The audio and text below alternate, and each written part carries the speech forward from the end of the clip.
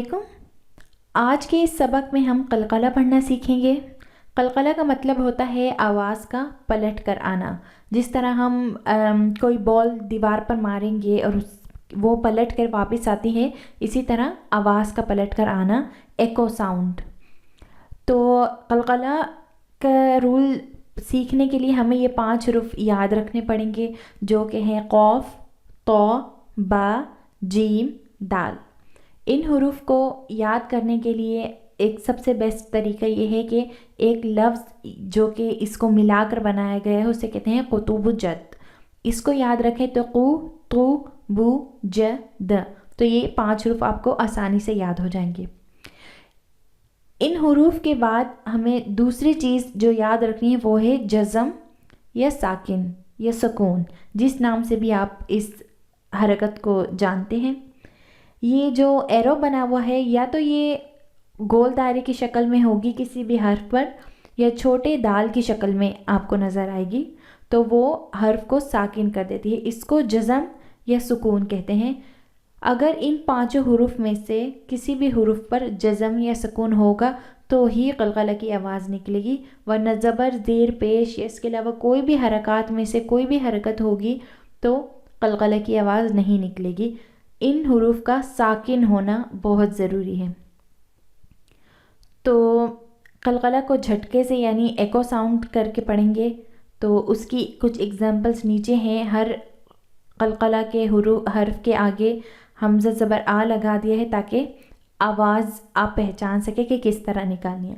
پہلا لفظ ہے اق، ات، اب، اج، اد۔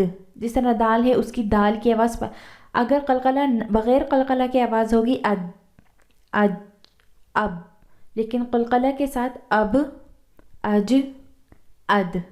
اسی طرح اگر زیر ہو اق، ایق، اب، اج، اد۔ اور اگر پیش ہو کوئی بھی حرکت ہو جب تک قاف، طا، با، جیم، دال پر جزم ہے، ساکن ہے، تو قلقلہ ہی پڑھا جائے گا۔ پیش ہو تو اق، ات، اب، اج، اد۔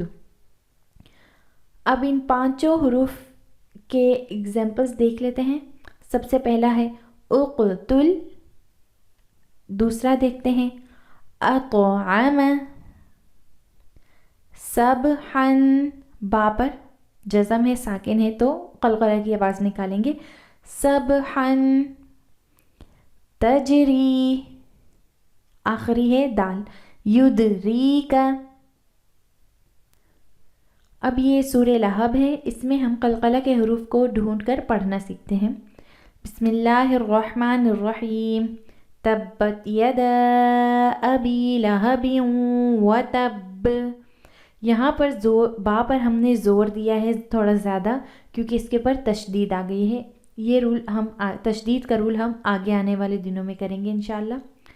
ما اغنى عنہ مالہ وما کسب۔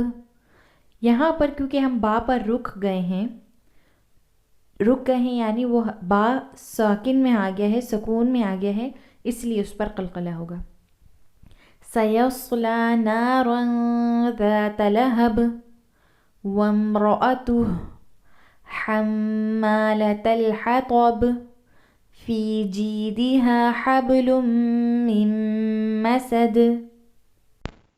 اب ہم سورہ فلق میں قلقلہ پڑھنا سیکھیں گے، قلقلہ کے حروف کو پڑھنا سیکھیں گے۔ بسم اللہ الرحمن الرحیم، قل اعوذ برب الفلق من شر ما خلق ومن شر غاسق اذا وقب ومن شر النفاثات في العقد ومن شر حاسد اذا حسد۔ تو اس طرح قاف، طا، با، جیم، دال، ان پر اگر جزم آ جائے تو وہاں قلقلہ یعنی ایکو ساؤنڈ کر کے اس کو پڑھا جاتا ہے۔